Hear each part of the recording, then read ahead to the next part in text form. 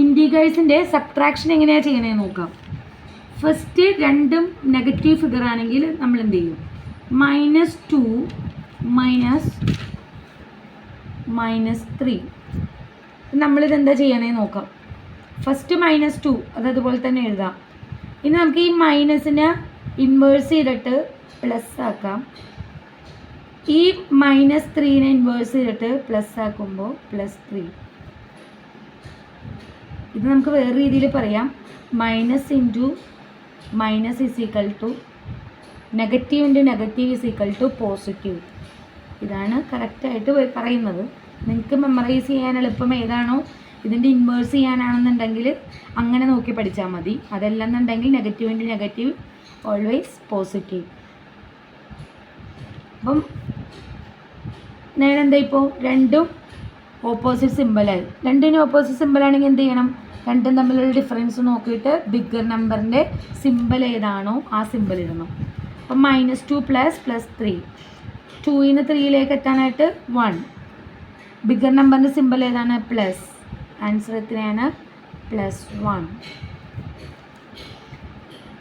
Same തന്നെ +2 -+3 = first നമ്മൾ എന്ത് ചെയ്താം? +2 അതുപോലെ തന്നെ എഴുതാം.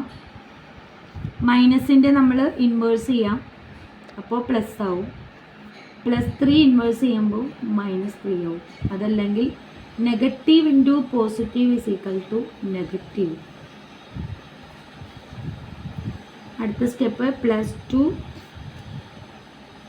-3 plus positive into negative negative.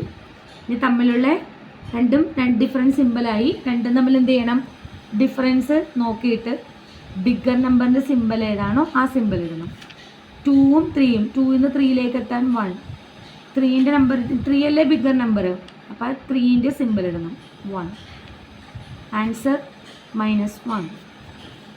Same +2 -+3.